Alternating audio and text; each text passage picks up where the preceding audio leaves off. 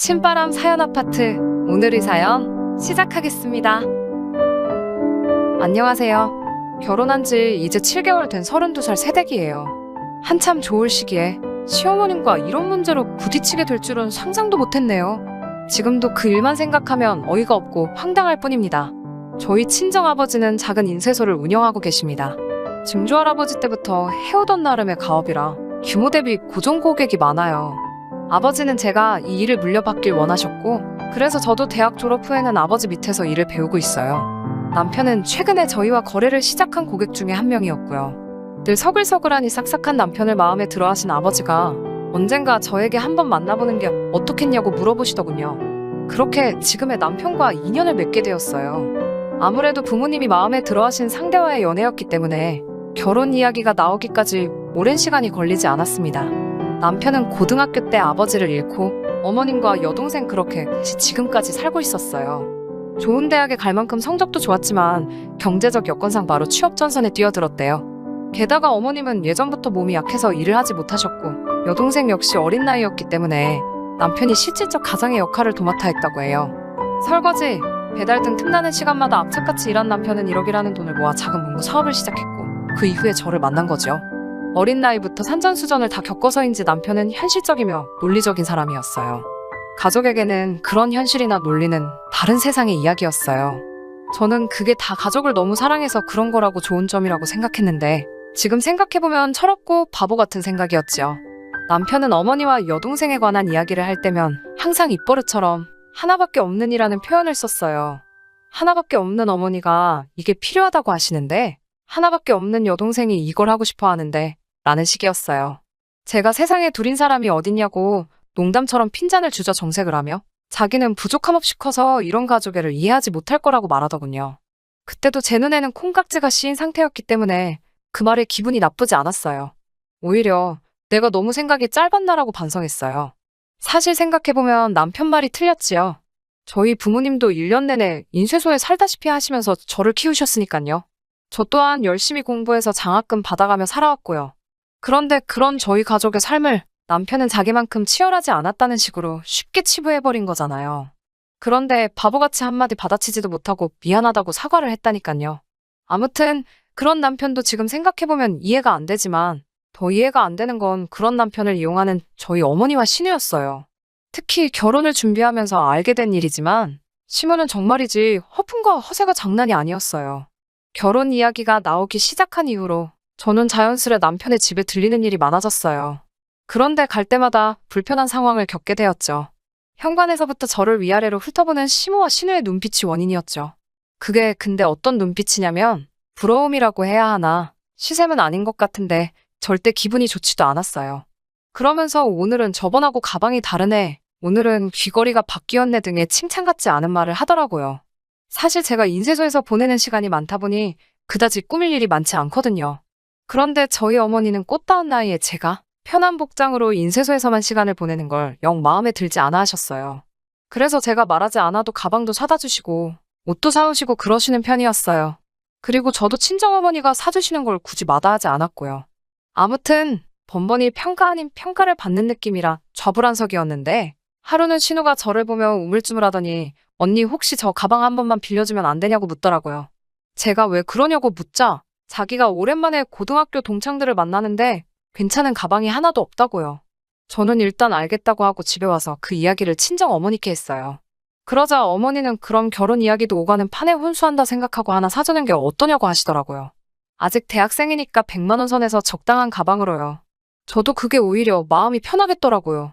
그래서 며칠 뒤 예비 신우를 강남에 있는 백화점으로 나오라고 해서 대학생들에게 인기가 많다는 가방을 하나 선물했어요. 신우는 당연히 기뻐했고 몇 번이고 저에게 고맙다고 하더라고요. 외동으로 자라는 동안 여동생 한 명을 갖는 게 소원인 때도 있었기에 그런 예비 신우를 보며 귀엽기도 하고 저도 행복하더라고요. 그런데 생각지도 못한 일이 발생했습니다. 그건 바로 시모의 반응이었어요. 시모는 저에게 찬물도 위아래가 있는 법인데 어떻게 자기를 건너뛰고 예비 신우한테 먼저 선물을 하냐고 참 실망이라고 대놓고 말씀하셨어요. 저는 이런 상황은 상상도 못했기에 몇 번이고 죄송하다고 말씀드렸습니다. 시모는 사돈도 그러는 게 아니라며, 사줄 거면 둘 다 사줘야지 어떻게 누군 사주고 누군 안 사주냐며 그런 식으로 사람을 차별하는 게 아니라고 하시더군요. 집으로 돌아와서 안색이 안 좋은 저를 보며 친정어머니가 무슨 일이냐고 몇 번을 물으셨지만 일단은 남편하고 먼저 얘기하는 편이 나을 것 같아 아무런 말도 하지 않았습니다. 다음날 남편에게 전화를 해 어제 이런 일이 있었다고 말했어요. 그런데 남편도 알고 있다면서 그러니까 조심 좀 하지 그랬냐고 저에게 그러더군요.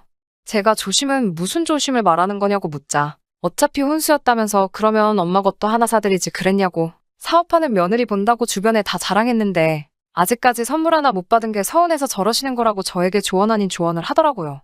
사실 제가 인쇄소를 물려받을 건 맞지만 엄연히 아직까지는 친정아버지의 사업이고 저는 배우는 과정에 있을 뿐인데 벌써부터 주변에 사업하는 며느리라고 저를 이야기하고 다니셨다니 당혹스럽더라고요. 그래도 그때만 해도 남편과 결혼 이야기가 진지하게 오갈 때였고 이런 일로 파혼을 하는 건 상상도 하지 못했기 때문에 남편의 말대로 어머님에게도 가방을 비롯해 이런저런 선물을 몇 가지 해드리는 걸로 상황을 수습했습니다. 그리고 얼마 뒤 상견례 자리를 가졌어요. 어머님은 상견례 자리에서 저희 부모님께 사업하시는 양반들이시니 사업이 얼마나 어려운지 이해하실 거라 믿는다는 말로 운을 띄우셨어요. 어머님은 우리 아들이 이제 막 사업을 시작했지만 원체 머리가 좋고 수완이 좋은 애라서 앞으로 10년이면 이 나라 문구 사업은 다 집어삼킬 거라며 장황한 이야기를 하셨어요. 제 배우자가 될 사람에 대한 이야기인데도 제 얼굴이 다 화끈거리고 부끄럽더라고요.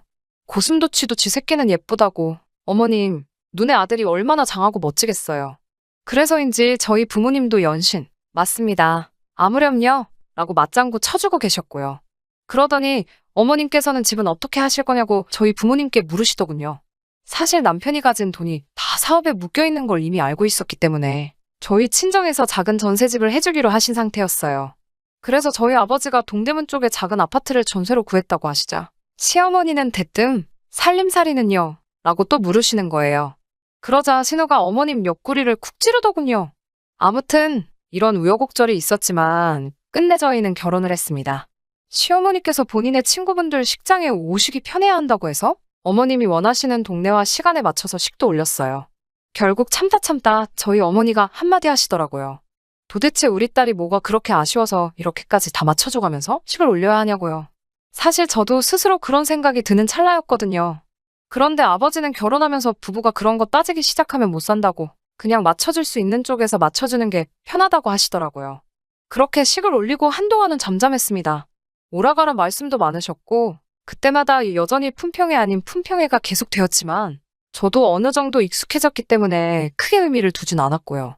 그렇게 6개월쯤 지나고 나서 아버지는 그동안 제가 인쇄소에서 열심히 일하고 고생했다며 생일 선물로 차를 사주셨어요. 사실 슬슬 아이도 가져야겠다 생각하는 찰나였기 때문에 차가 있으면 좋을 것 같다고 생각했던 참이라 감사했죠. 문제는 제가 차를 사고 나면서부터 시작됐어요. 항상 저를 오라가라 했던 분이 제가 차를 산 이후로는 저희 집으로 오시기 시작했거든요. 황당한 건 오실 때 본인 소유의 경차를 끌고 오시고 제가 화장실에 있거나 잠깐 자리를 비운 사이에 제 차키를 가지고 집에 가시는 거예요. 처음 이 일을 겪었을 때는 제가 귀신에 홀린 건가 싶을 만큼 어이가 없고 황당하더라고요. 그날도 저는 인쇄소에서 일을 하고 있었는데 어머님이 갑자기 저녁을 드시러 오시겠다고 하시길래 아버지께 말하고 1시간 정도 일찍 퇴근을 해서 정신없이 저녁을 준비했어요. 저녁 준비가 다 돼갈 무렵 어머님이 집에 도착하셨고요. 어머님께 양해를 구하고 잠깐 방에 들어가 옷을 갈아입었어요. 남편도 집에 거의 다 와간다고 하더라고요. 옷을 다 갈아입고 머리 좀 만지고 나왔는데 어머님이 안 계신 거예요. 식탁 위에는 어머님 차키가 그대로 있길래 잠깐 어디 가셨나 생각하고 있었고요. 전화를 해봐야 하나 생각하는데 현관이 열리는 소리가 나더니 남편이 들어왔어요. 남편은 저를 보더니 방금 당신 차 나가던데? 라는 거예요. 제가 그게 무슨 소리냐고 묻자 방금 나가더라니까. 내가 잘못 봤나? 라고 하더라고요. 저는 순간 이상한 느낌이 들어서 어머님께 전화를 했어요. 그러자 어머님이 나 네 차 좀 빌렸을게 라고 하시는 거예요. 거기 내가 내 키 두고 왔으니까 필요하면 자기 차를 쓰라면서요. 그러더니 바로 전화를 끊어버리시더군요. 제가 남편에게 이게 무슨 경우냐고 어떻게 나한테 말도 없이 내 차를 마음대로 가져가시냐고 따져 물었어요. 남편은 미안하다고 하면서도 그래도 엄마가 최소한 자기 차는 두고 가지 않았냐고 일단 급한 대로 그거라도 쓰라면서요. 그러면서 원래 부모들이 더 좋은 걸 쓰는 게 맞지. 너는 엄마는 경차 타는데 네가 벤츠 타면 기분 좋냐고 묻더라고요. 제가 우리 아빠가 열심히 일해서 나 타라고 사준 차 내가 타는데 기분이 왜 안 좋냐고 당신이 그렇게 어머님 경차 타는 게 속상하면 당신이 사드리면 되지. 왜 내 차를 들먹이냐고 저도 지지 않고 따져 물었습니다. 그러자 남편은 너는 정말 며느리도 딸이라는데 효심이라곤 찾아볼 수가 없다며 정말 서운하다고 오히려 저를 나쁜 사람으로 몰아가더라고요.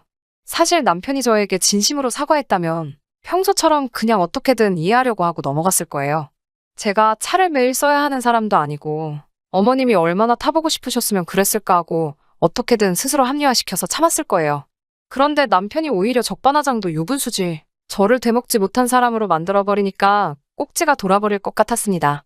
저는 남편에게 당장 내 차 안 찾아오면 절도로 신고하겠다고 울음장을 놨습니다. 사실 이때만 해도 말 그대로 울음장이었지. 어떻게 시모를 신고를 해요? 그런데 남편이 저를 보며 이죽거리더니 가족끼리는 원래 법적으로 처벌 안 받는다며 넌 그것도 모르냐고 비아냥거리더군요. 저는 당신이랑 나 아직 혼인신고 안 했거든이라며 받아쳤습니다. 남편은 너 진짜 선 넘는다면서 저를 향해 손바닥을 들어 올렸습니다. 그런데 그때 저희 집 현관이 열리더니 거기에는 저희 아버지가 서 계셨어요. 제가 급하게 퇴근하느라 지갑을 인쇄소에 두고 왔는데 그걸 발견하신 아버지가 가져다 주러 오신 거였죠. 아버지는 밖에서 저희 대화를 듣다가 큰일 나겠다 싶어서 들어오신 거고요. 이제까지 단 한 번도 남편이나 시모의 행동에 크게 동요한 적 없으시던 분인데 아버지는 단호한 목소리로 저에게 경찰을 부르라고 했어요. 그러자 남편도 그제서야 일이 보통이 아니라는 걸 깨달았는지 장인어른 오해하지 마시고 들어보시라며 구구절절 상황을 설명하더군요. 아버지는 남편이 떠드는 소리는 듣지도 않으시고 당장 사돈에게 차갑고 경찰서로 오시라 하라며 제 손을 잡아 끌고 나오셨어요.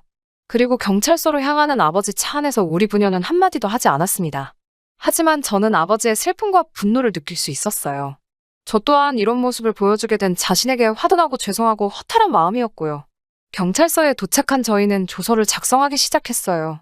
그리고 30분쯤 지났을 무렵 허겁지겁 시모랑 남편이 들어오는 게 보이더군요.